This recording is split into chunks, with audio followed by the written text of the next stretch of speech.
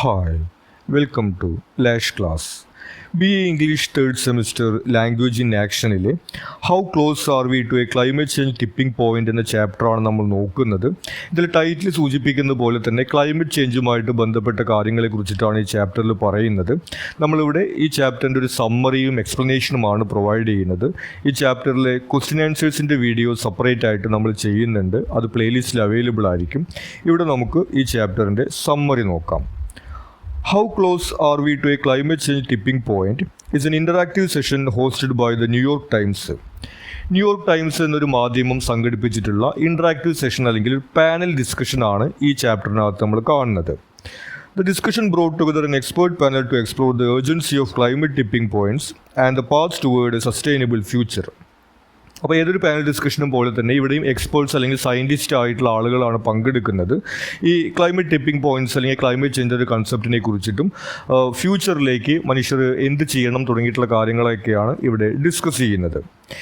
The speakers included Dr. Hyosung Lee, Chair of the Intergovernmental Panel on Climate Change, and Dr. Johan Rockström, Director of the Potsdam Institute for Climate Impact Research. നമ്മൾ നേരത്തെ സൂചിപ്പിച്ചതുപോലെ രണ്ട് പ്രമുഖരായിട്ടുള്ള സയൻറ്റിസ്റ്റുകളാണ് ഈ ഒരു panel ഡിസ്കഷനകത്ത് പങ്കെടുക്കുന്നത്. International കമ്മിറ്റികളിലും അതുപോലെ തന്നെ research സെൻറ്ററുകളിലെല്ലാം പ്രവർത്തിക്കുന്ന രണ്ട് സയൻറ്റിസ്റ്റുകൾ ഈ വിഷയങ്ങളെ കുറിച്ചിട്ട് ഡിസ്കസ് ചെയ്യുന്നത് നമ്മൾ കാണുന്നു.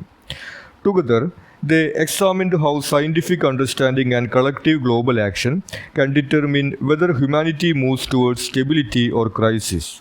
അപ്പോൾ ഈ ഒരു ക്ലൈമറ്റ് ചേഞ്ചുമായിട്ട് ബന്ധപ്പെട്ടുകൊണ്ട് നമ്മൾ എങ്ങനെ പ്രവർത്തിക്കുകയാണെങ്കിൽ എന്തെല്ലാം ഫലമാണ് ഉണ്ടാവുക എന്നുള്ള കാര്യത്തെക്കുറിച്ച് ഡിസ്കസ് ചെയ്യുന്നു. പ്രധാനമായിട്ടും നമ്മളൊരു ഡാർക്കർ ഫ്യൂച്ചറിലേക്കാണോ ഈ ക്ലൈമറ്റ് ചേഞ്ചൊക്കെയായി ബന്ധപ്പെട്ട് പോകുന്നത്, അതല്ലെങ്കിൽ നമുക്ക് ഈ പ്രോബ്ലംസ് എല്ലാം സോൾവ് ചെയ്തുകൊണ്ട് ഒരു ബ്രൈറ്റർ ഫ്യൂച്ചറിലേക്ക് പോകാൻ കഴിയുമോ എന്നുള്ള രീതിയിലാണ് ഈ ഡിസ്കഷൻ നമ്മൾ കാണുന്നത്. The discussion began with explaining the concept of tipping points. അപ്പോൾ എന്താണ് ടിപ്പിംഗ് പോയിൻറ്റ്സ് എന്ന് എക്സ്പ്ലെയിൻ ചെയ്തുകൊണ്ടാണ് നമ്മുടെ സെഷൻ ആരംഭിക്കുന്നത്. There are thresholds of no return after which it is impossible to stop the chain of events. അപ്പോൾ tipping points എന്ന് പറയുന്നത് a point of no return ആണ്. ആ ഒരു സ്റ്റെപ്പിന് ശേഷം നമുക്ക് തിരിച്ചു വരാൻ സാധിക്കില്ല, അല്ലെങ്കിൽ നമ്മൾ കാര്യങ്ങൾ കൈവിട്ട് പോകുന്ന സാഹചര്യം എന്ന് പറയാറുണ്ട്. നമുക്കൊന്നും ചെയ്യാൻ കഴിയാത്തൊരു സാഹചര്യം ഉണ്ടാവുന്ന ആ ഒരു സിറ്റുവേഷനെയാണ് ടിപ്പിംഗ് പോയിൻറ്റ്സ് എന്ന് പറയുന്നത്. In the context of climate change, tipping points are thresholds beyond which the Earth's climate systems change rapidly and irreversibly. ഇനി ക്ലൈമറ്റ് ചേഞ്ചുമായി ബന്ധപ്പെട്ടുകൊണ്ട് ടിപ്പിംഗ് പോയിൻറ്റ്സ് എന്ന് പറയുന്നത് അത്തരത്തിലുള്ളൊരു സ്റ്റേജ് തന്നെയാണ്. ആ ഒരു സ്റ്റേജിന് ശേഷം നമ്മുടെ ഭൂമിയിലെ ക്ലൈമറ്റ് എല്ലാം തന്നെ വളരെ പെട്ടെന്ന് തന്നെ വ്യാപകമായിട്ട് മാറുന്നൊരു സിറ്റുവേഷൻ ഉണ്ടായിരിക്കും. നമുക്കത് ചേഞ്ച് ചെയ്യാൻ വേണ്ടി സാധിക്കാത്തൊരവസ്ഥ ഉണ്ടാവുമെന്നാണ് പറയുന്നത്. ഫോർ എക്സാമ്പിൾ പറയുകയാണെങ്കിൽ നമുക്കറിയാം, ഇപ്പോൾ ഗ്ലോബൽ വാർമിങ്ങിനെ കുറിച്ചിട്ടും അതുപോലെ തന്നെ ഓസോൺ പാളിയെ കുറിച്ചിട്ടൊക്കെ നമ്മൾ കേൾക്കുന്നുണ്ട്. അപ്പോൾ അതൊക്കെ സംരക്ഷിക്കാൻ വേണ്ടിയിട്ടുള്ള ശ്രമങ്ങളൊക്കെ ഗവൺമെൻറ്റുകളുടെ ഭാഗത്തുനിന്നോ അല്ലെങ്കിൽ സയൻറ്റിസ്റ്റുകളുടെ ഭാഗത്തുനിന്നോ ഒക്കെ നടക്കുന്നുണ്ട്. അപ്പോൾ ടിപ്പിംഗ് പോയിൻ്റ് എന്ന് പറയുന്ന ആ ഒരു സ്റ്റേജ് കഴിഞ്ഞിട്ടുണ്ടെങ്കിൽ അവിടെ നിന്ന് അങ്ങോട്ട് വളരെ വേഗത്തിലുള്ള രീതിയിലുള്ള മാറ്റങ്ങളായിരിക്കും വരിക എന്നാണ് പറയുന്നത്. പിന്നീട് നമുക്കത് നിയന്ത്രിക്കാൻ കഴിയില്ല എന്ന് പറയുന്നു. One major example discussed was the Greenland ice sheet. ഇനി ടിപ്പിംഗ് പോയിൻറ്റിൻ്റെ ഒരു എക്സാമ്പിൾ പറയുന്നുണ്ട്. ഗ്രീൻലാൻഡ് ഐസ് ഷീറ്റ് അല്ലെങ്കിൽ മഞ്ഞുപാളികളെ കുറിച്ചിട്ടാണ് പറയുന്നത്. Rapid melting could release vast amounts of fresh water into the ocean, altering sea temperatures and disrupting major ocean currents. ഈ മഞ്ഞുപാളികൾ ഈ ടെമ്പറേച്ചർ കൂടിക്കഴിഞ്ഞാൽ പെട്ടെന്ന് ഉരുകിപ്പോകും നമുക്കറിയാം. അങ്ങനെ ഗ്ലോബൽ വാർമിങ്ങിൻ്റെ ഭാഗമായിട്ട് മഞ്ഞുപാളികൾ ഉരുകി കഴിഞ്ഞിട്ടുണ്ടെങ്കിൽ ഈ മഞ്ഞുരുകിയ വെള്ളം മുഴുവൻ കടലിലേക്കാണ് പോകുന്നത്. അപ്പോൾ മഞ്ഞുരുകിയ വെള്ളം മുഴുവൻ കടലിലേക്ക് പോയി കഴിഞ്ഞിട്ടുണ്ടെങ്കിൽ കടലിലെ താപനില കുറയുന്നൊരു സാഹചര്യം ഉണ്ടായിരിക്കും. കടലിലെ താപനില കുറഞ്ഞാൽ എന്താ ഉണ്ടാവുക നമുക്കറിയാം. നമ്മൾ ചെറിയ ക്ലാസ്സുകളിൽ പഠിച്ചിട്ടുണ്ട്. ഈ കടലിലെ വെള്ളം നീരാവിയായിട്ടാണ് മഴ പെയ്യുന്നത് എന്നൊക്കെ നമ്മൾ സ്കൂളിൽ പഠിക്കുമ്പോൾ പഠിച്ചിട്ടുള്ള കാര്യങ്ങളാണ്. അപ്പോൾ ഈ മഞ്ഞുപാളികൾ ഉരുകിക്കൊണ്ട് കടലിലേക്ക് ഇങ്ങനെ മഞ്ഞുവെള്ളം പോയി കഴിഞ്ഞിട്ടുണ്ടെങ്കിൽ കടലിലെ താപനില കുറയുകയും അത് മഴ കിട്ടാത്ത സാഹചര്യം ഉണ്ടാകുന്നതിനൊക്കെ കാരണമാവുകയും ചെയ്യും. Then this would affect the monsoon systems, damage rainforests and increase carbon emissions, showing how one tipping element can lead to cascading effects across interconnected systems. അങ്ങനെ മഴ കുറയുന്നൊരു സാഹചര്യം ഉണ്ടായി കഴിഞ്ഞിട്ടുണ്ടെങ്കിൽ ഈ വനം നശിച്ചു പോകുക, അല്ലെങ്കിൽ കാടുകളും മരങ്ങളൊക്കെ നശിച്ചു പോകുന്നൊരു സാഹചര്യം ഉണ്ടായിരിക്കും.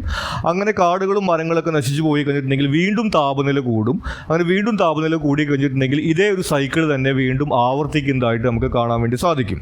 അപ്പോൾ ഇത്തരത്തിലാണ് എന്താണ്, ഒരു പോയിന്റിന് ശേഷം പിന്നെ നമുക്ക് കൺട്രോൾ ചെയ്യാൻ പറ്റാത്ത രീതിയിൽ ഈ ഭൂമിയിൽ ക്ലൈമറ്റും വെതറും എല്ലാം മാറിപ്പോകുന്നൊരു സാഹചര്യം ഉണ്ടാവും എന്നുള്ളതാണ് ഈ ടിപ്പിംഗ് പോയിന്റ് കൊണ്ട് ഉദ്ദേശിക്കുന്നത്.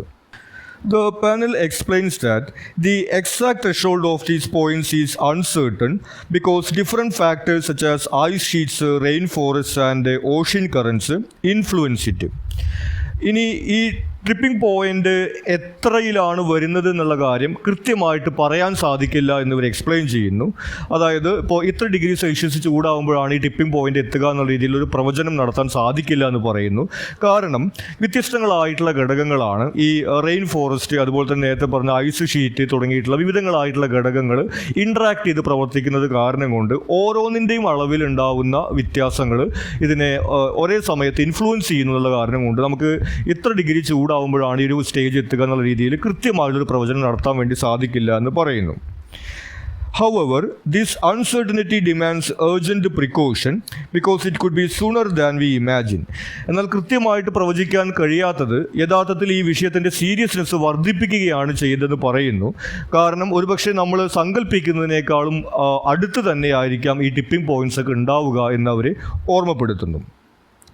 The IPCC's recent reports were highlighted as crucial resources for guiding governments and societies.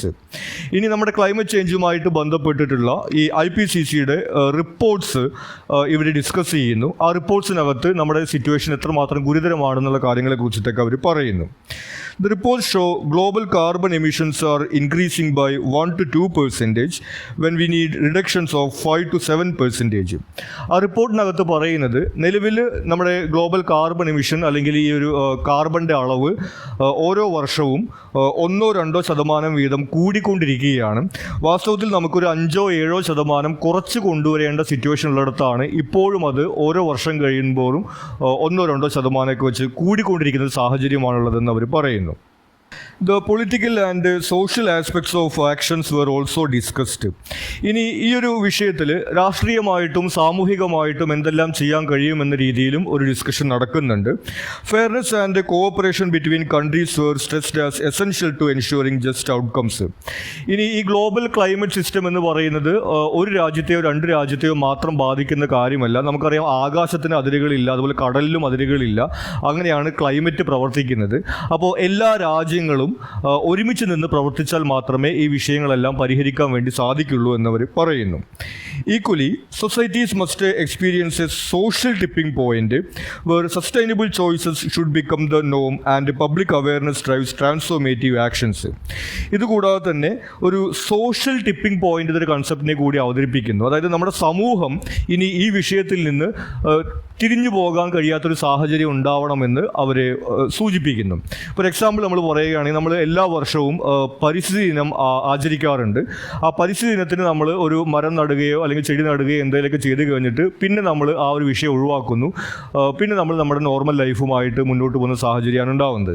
എന്നാൽ അത്തരത്തിൽ നമ്മൾ ആ ഒരു വിഷയത്തിൽ നിന്ന് പുറകോട്ട് പോവാതെ ഒരു സോഷ്യൽ ടിപ്പിംഗ് പോയിന്റ് നമ്മൾ നേരത്തെ പറഞ്ഞു, ഒരു തിരിച്ചുവരവ് സാധ്യമല്ലാത്ത ഒരു സ്റ്റേജിനെയാണ് നമ്മൾ പറയുന്നത്. അപ്പോൾ നമ്മുടെ സമൂഹം ഈ ഒരു ക്ലൈമറ്റ് ചേഞ്ച് എന്ന് പറയുന്ന വിഷയത്തിൽ നിന്ന് ഒരു തിരിച്ചു പോക്കില്ലാത്ത രീതിയിൽ ഒരു പബ്ലിക് അവയർനെസ് ഉണ്ടാവുകയും അതുപോലെ തന്നെ പ്ലാസ്റ്റിക്കിൻ്റെ ഉപയോഗമോ അല്ലെങ്കിൽ മറ്റ് കാർബൺ എമിഷനോ മറ്റ് കാര്യങ്ങളൊക്കെ ആണെങ്കിലും അത്തരം കാര്യങ്ങളിലൊക്കെ ഉത്തരവാദിത്തത്തോടു കൂടി പെരുമാറുന്ന രീതിയിലേക്ക് സമൂഹം വരേണ്ടതിൻ്റെ ഒരു പ്രാധാന്യത്തെക്കുറിച്ചിട്ട് പറയുന്നു. The audience questions added further depth. ഇനി ഡിസ്കഷന് ശേഷം ഓഡിയൻസിൻ്റെ ഒരു ക്വസ്റ്റ്യൻ ആൻസർ സെഷൻ ഉണ്ടായിരുന്നു. അതിനകത്ത് കുറച്ചുകൂടി ഡെപ്തിൽ ഈ വിഷയങ്ങളെ കുറിച്ചിട്ടൊക്കെ വീണ്ടും ഡിസ്കസ് ചെയ്യുന്നു. They covered the role of finance, democracy and communication.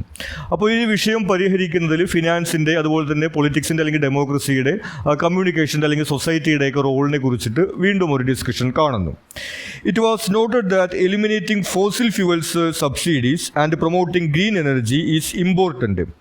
അപ്പോൾ ഫിനാൻഷ്യലായിട്ട് പറയുന്നത് ഫോസിൽ ഫ്യൂവൽസ് അല്ലെങ്കിൽ ഈ പെട്രോളിയം ഗ്യാസ് ഒക്കെ പോലെയുള്ള കാർബൺ എമിഷന് കാരണമാകുന്ന ഈ ഫ്യൂവൽസിന് സബ്സിഡി കൊടുക്കുകയും ധനസഹായം കൊടുക്കുകയുമായിട്ടുള്ള കാര്യങ്ങളെല്ലാം നിർത്തണം. മറിച്ച് അത്തരം ഫണ്ടുകളെല്ലാം തന്നെ ഗ്രീൻ എനർജിക്ക്, ഇപ്പോൾ സോളാർ എനർജിയോ അല്ലെങ്കിൽ ഇലക്ട്രിക് എനർജിയോ ഒക്കെയുള്ള രീതിയിൽ അത്തരം കാര്യങ്ങളിലേക്ക് ഫണ്ട് കൊടുക്കുന്ന ഒരു സിറ്റുവേഷൻ ഉണ്ടാവണമെന്ന് പറയുന്നു. It should align with technological innovation, social change and cultural engagement. ഇനി ഇത്തരത്തിൽ സാമ്പത്തികമായി കൊണ്ട് മാത്രം ഈ വിഷയം പരിഹരിക്കാൻ വേണ്ടി സാധിക്കില്ല. അതിനനുസരിച്ചുള്ള ടെക്നോളജിക്കൽ അഡ്വാൻസ്മെൻറ്റ് ഉണ്ടാവണമെന്ന് പറയുന്നു. ഫോർ എക്സാമ്പിൾ നമ്മൾ പറയുകയാണെങ്കിൽ ഇന്ന് നമുക്ക് ഈ ഇലക്ട്രിക് വാഹനങ്ങളൊക്കെ ഒരുപാട് കാണാൻ വേണ്ടി സാധിക്കുന്നുണ്ട്. അപ്പോൾ അത്തരത്തിൽ ഈ സസ്റ്റൈനബിൾ ആയിട്ടുള്ള ടെക്നോളജികളൊക്കെ കൂടുതലായിട്ട് വരണം. അതുപോലെ തന്നെ ഒരു സാമൂഹിക മാറ്റമൊക്കെ ഉണ്ടാവണം. അതെല്ലാം കൂടി ചേർന്നാലാണ് ഈ വിഷയം പരിഹരിക്കാൻ സാധിക്കുക എന്ന രീതിയിൽ പറയുന്നു. The need for story telling was also highlighted. ഇതുകൂടാതെ തന്നെ സ്റ്റോറി ടെല്ലിംഗ് അല്ലെങ്കിൽ ഒരു കമ്മ്യൂണിക്കേഷൻ്റെ പ്രാധാന്യത്തെക്കുറിച്ച് കൂടി എടുത്തു പറയുന്നു.